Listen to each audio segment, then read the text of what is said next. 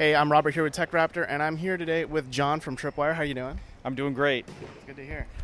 So we saw quite a few games from you today at on the stage here at the PCGamingShow. So first one I want to talk to you about is Chivalry 2. That was a surprise reveal. So excited to be able to talk about that finally. Crazy, yeah. So where did that kind of start with? What was the kind of dialogue between you guys and Torn Banner? Torn Banner, yes. So we've been friends with Torn Banner for ages.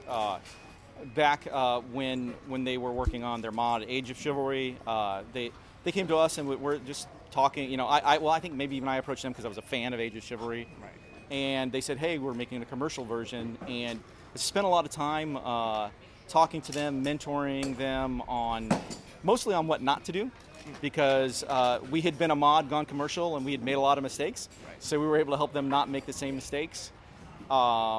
And a great friendship developed there. And over the years, we've done some cross promotions in our games and things like that. And when I talked to them, they said they were working on Chivalry 2, and I said, do you guys need a publisher? And they're like, well, maybe, but we kind of went back and forth, and then eventually they're like, yeah, we've thought about it, and we'd like to work with you guys on this. That's really awesome. So it's great because we've always wanted to do something together. Right, because with Tripwire, there isn't as much publication going on. It's usually a lot more development with like Killing Floor, Rising Storm, Red Storm. Orchestra. Yeah, Red Orchestra. Sorry. So what was it that made you guys think, let's get into the publishing game again? Let's do that here with Maneater as well as Chivalry 2. Yeah, so we over the years, I think a lot of it, we still have roots in the mod community. We're a mod team, in 2003, 2004. I became a professional game development studio, and a lot of the people that are coming up approach us and ask for mentoring, they ask for advice, and sometimes even ask for publishing assistance. Cool. So we mentored the Chivalry guys early on. Chivalry became very successful. I did some light mentoring with Brendan Green that created PUBG. He came to me when he was making the Battle Royale mod. And, that went huge. Yeah, and I didn't do a whole lot, but he came and thanked me after PUBG took off and said the best advice that you gave me was, because he was like, I want to rush a Battle Royale game to market. I said don't do that. I know other people are already making a Battle Royale game. Don't be the first to market. Be the best to market. And he said, he came and thanked me later. He's like, that was the best advice that he got. But with so many people coming to us asking, for mentoring, for assistance, and sometimes for publishing, we kept saying no. And then at some point we're like, actually, why don't we start saying yes? We've been successful. We have enough money to do it. Let's start investing in other people's games, and then we can amplify what we're doing, and then help lots of great independent games get to the market. Yeah, that's great to hear. I mean, you're hitting it pretty well out of the park with the start with Maneater and as well as Chivalry 2, yeah. Name. Oh my God, I'm so sorry. It's okay, no worries. Yeah. So I guess my other question here is, Chivalry is one of those games where it has a long tail. The fan base is there, and they're there hardcore.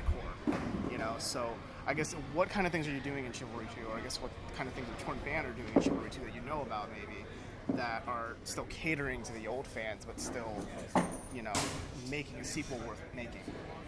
Yeah. So at its core, Chivalry has always been about allowing people to experience their favorite medieval movie combat moments. But as you know, there's a broad range of medieval combat movies. There's Braveheart and there's Monty Python. So really giving people down both paths the ability to role play and live out those moments, whether it's I'm going to be the master swordsman fighting 2 or 3 people at once, or I'm going to be doing hilarious things like throwing a chicken in somebody's face and they get feathers in their eyes, and then I'm stabbing them because they've got feathers in their eyes. Running around with a chicken and you're screaming, it's just hilarious. So, the combat systems, as I mentioned a moment ago, the ability to fight 2 or 3 people at once, you couldn't really do that in Chivalry. So they have, one of the things that's really cool is their momentum system, which is basically about keeping the momentum of combat going. So when you attack somebody, if you hit first, your follow-up strike's going to be a little bit faster than your opponent's. So when you get to the point where you're battling multiple people, if you keep that momentum up, you can successfully battle 2 or 3 people at once. And you can have that moment where you're Aragorn in Lord of the Rings, You total badass, basically. Yeah. Yeah, that's great. So since Chivalry's come out, the original one, we've had a lot more medieval fantasy, very hardcore first-person kind of fighting swordplay games. I mean, For Honor, for example, third person, right? Or the Mordhau recently. Mm-hmm. So are there things about those that that maybe are inspiring in some way Chivalry 2? Nope. Yeah. But seriously, those, For Honor is a good game. Mordhau's a fun game. I've been playing it. But it's, it's kind of like, being my background being a musician, I mean, if you look back on the speed metal era, you had Metallica, and you had the bands that came after Metallica, and they put out some really great music, but there was never another Metallica. Exactly. And Chivalry, I feel the same way, is they've been working on this style of combat, this type of game for so long. They basically invented the genre. Yeah. Torn Banner with Chivalry 1.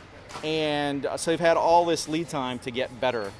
And when I have the pleasure of being able to play Chivalry 2 in our playtests, and when I go back and play other medieval combat games, I'm like, these are still fun, but they're just not this. Right. Yeah, and we also know Torn Banner, they have a foray with Mirage Battle Arena. Do you know if there's any lessons they learned from that they're incorporating into Chivalry 2? I think there are a lot of lessons. I would probably leave most of their lessons for them to talk about, but I think that just really having a focus on giving the players something that they really want, having a player focus, and really the setting, right? I mean, medieval combat is just awesome. So for sure, it's the power fantasy basically, right? Yes, absolutely. Yeah. So switching gears real quick to Maneater, because one of my other fantasies is being a shark for sure.